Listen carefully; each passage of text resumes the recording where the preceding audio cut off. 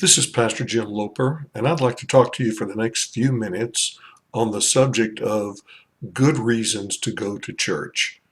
Good reasons to go to church. You know, I recently read a George Barna survey that said church in attendance has been declining nationwide over the past 10 years. The March 25th, 2014 Barna report states that regular church attendance has declined from 43% in 2004 to 36% in 2014. And I've read other articles about the halo effect.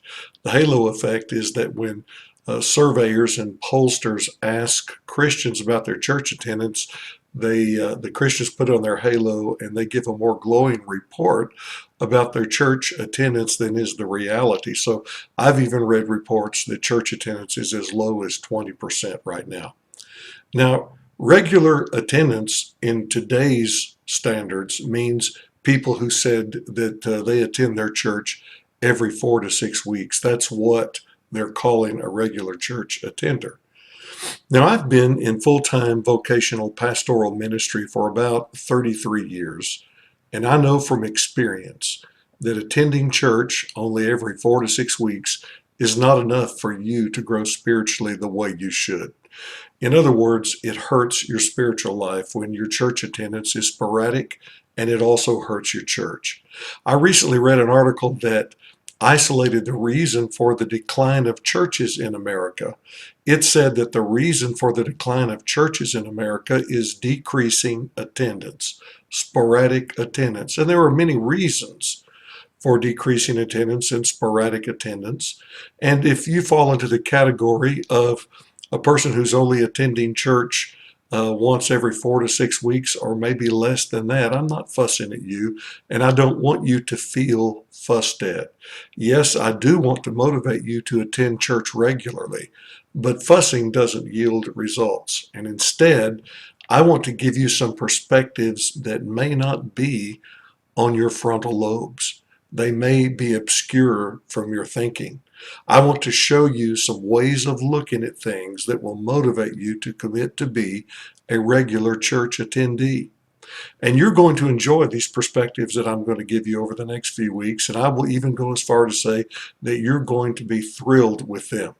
So for the next few weeks, I'm going to be sharing some of these perspectives with you. Are you ready for the first one? Here it is. I think it will surprise you.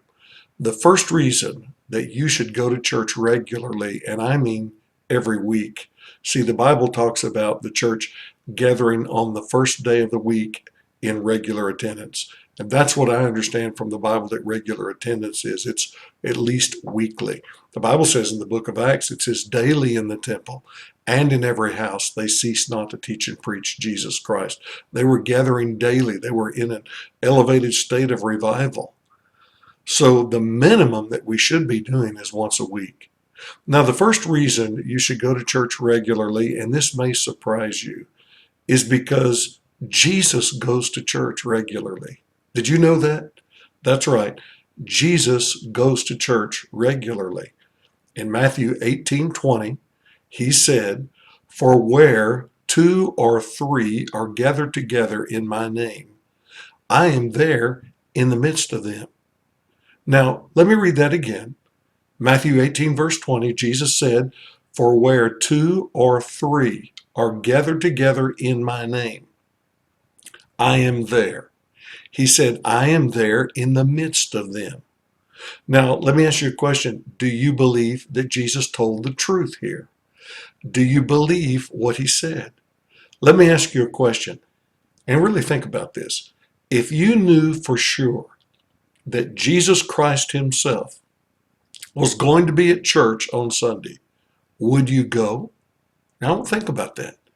If you knew for sure that Jesus Christ himself was going to be at church on Sunday, would you go? Well, now you know for sure.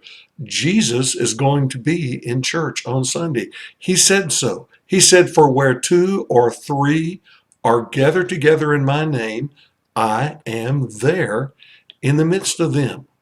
You see, church is essentially a gathering together of believers to meet with Jesus. We are gathering together to Jesus. And we should believe that.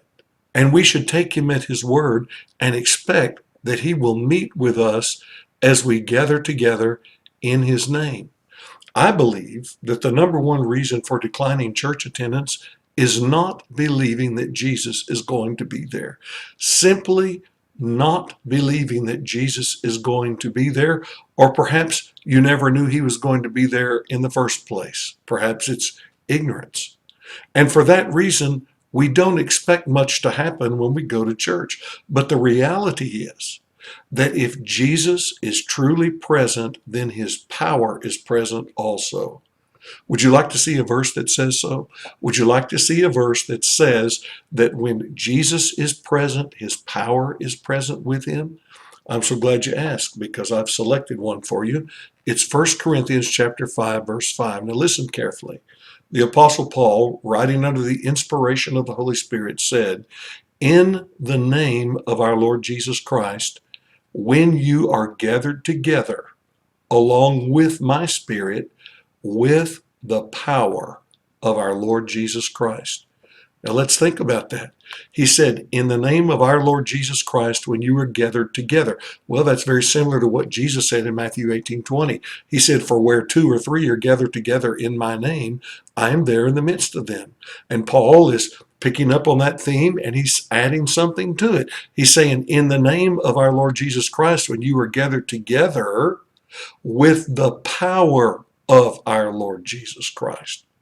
So Paul is even showing us a greater insight that not only is Jesus there when we gather together in his name, but his power is there when we gather together in his name. Now you might say, "Well, I don't feel his power," and I have good news for you.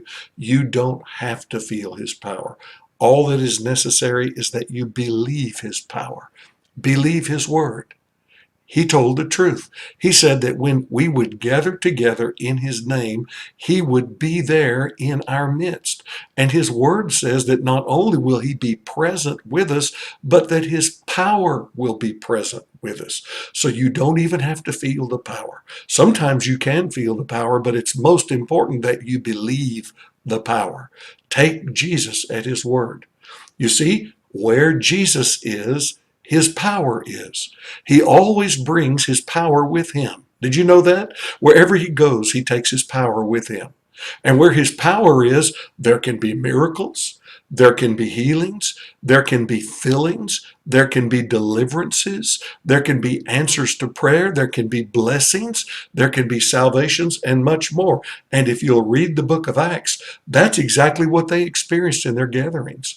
In Acts chapter 5, the Bible talks about the fact that many people from the surrounding cities around Jerusalem were coming to Jerusalem to go to church with the believers in Jerusalem. They were gathering together with the church, and they were bringing all their sick people with them. Why were they bringing all their sick people with them? Because they expected that Jesus, the healer, was going to be there, and they expected that his power was going to be there, and they were expecting to be healed. And the Bible goes on to say every one of them was healed. As we go through this series, I'm sure I'll read that scripture to you. I'm just telling you about it right now. In the book of Acts, they had the expectation that when they went to church and gathered together in the name of Jesus, that Jesus himself was going to be there. Yes, and that his power was going to be there, and that meant they could be healed, their relatives could be healed, they could be delivered, there could be answers to prayer. It could be a thrilling, uplifting, miraculous experience, and that is what they expected. And that is how Jesus wants church to be. He wants us to consciously come in faith that he is going to be there, and that we are going to meet together with him to worship and receive his word. You see, we're not coming to be an audience. We're coming to meet together with Jesus, to worship him and to receive his word. And he is going to use his power that he always takes with him to minister to us, and we're going to be better for it. We're going to be touched by the power of God. We're going to receive from him. But my friends, If we stop believing that, then our unbelief will negate us from receiving such blessing, and church will be dull and powerless. Let me give you an example. There's a story in the Gospel of Luke. There's an account, it really happened in the Gospel of Luke, where Jesus was in a certain house ministering, and all of the religious leaders gathered together to that house. They gathered together to that house because they wanted to find fault with him. They wanted to find grounds to accuse him to the authorities, and they were not really believing in him. They were going to find fault with him, and they filled the room. And the Bible makes this one little phrase about that account. It says, "And the power of the Lord was present to heal them."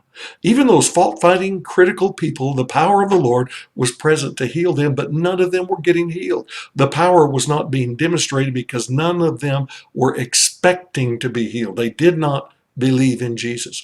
But there was one paralytic man and his 4 friends who did believe that wherever Jesus was, his power was. And because those religious leaders wouldn't let him in the door, they wouldn't make way for him to come in, they had to get on the roof and break up the roof and let him down, on ropes before Jesus. And Jesus healed him and forgave him of his sin, and they were all astonished and said, "We've seen great things today." You see, unbelief can stop the power of God from flowing. And that's one reason why we don't see things in church. We're not coming in faith with a sense of expectancy.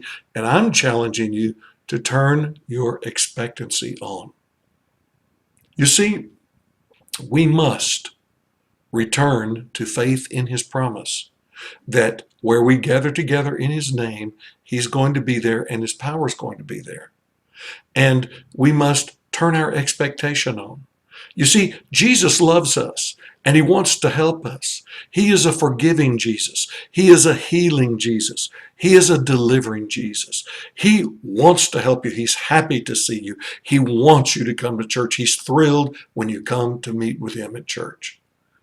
No matter what your problems are, he just wants you to come. Now, I want you to see something else from Matthew 18, verse 20. Look at it again. He said, "For where 2 or 3 are gathered together in my name, I am there in the midst of them." Here's what I want you to see. Jesus himself goes to all sizes of churches. He even goes to small churches. He goes to small gatherings. Even if 2 or 3 gather together in his name, he is in the midst of them. He is present, and his power is present. So it doesn't matter what size your church is. I want you to stop and think about it. It's a great thing for churches to be growing. We should all strive to grow. That's the will of the Lord. But Jesus is going to come and visit every church regardless of its size. Isn't that great? It's great for churches to be growing, but Jesus goes to all of his churches no matter what size they are. So don't let the size of the church discourage you, but get your expectancy turned on that Jesus is going to meet there. He's going to meet with you there as you come.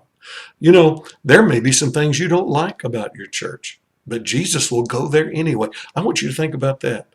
You may be upset with your church, but Jesus is still going to go there anyway. And if he is there and you are gathering to him in faith and expecting him to minister to you with his power, he will minister to you even in an imperfect situation, which describes most churches. You see, churches are imperfect, but Jesus is perfect. And if you will focus on gathering to him and expecting him to minister to you, then you will receive even in the face of imperfections. Now, let me share this with you. I've been ministering for years. I've been preaching for years, and I have observed down through the years that the expectancy of the people has more to do with what is going to happen in that service than the pastor's sermon or the pastor's preparations or the pastor's current level of sanctification. You see, regardless of those things, if the people come with a great expectation, things are going to happen. But if they don't expect much, not much is going to happen. If you say, why isn't much happening? It's because probably we're not expecting much. So we need to turn our expectancy on. Now, I have much more to say on this subject, but I'm not going to give it to you all at once. I'll be back next week with more, but right now let me pray for you. Father, in the name of Jesus, I pray for every believer under the sound of my voice, that they would take courage to believe that you told the truth, that where two or three are gathered together in your name, you are there in the midst of them. And that when we gather together in your name, your power is going to be present also. Lord, cause us to return to faith and to understand your will and to understand that the first reason we go to church is because Jesus himself is going to be there and we're going to meet with Jesus. We pray this in Jesus' name. Amen. God bless you and keep you, friends. And until next time, God bless you, and we'll talk more then.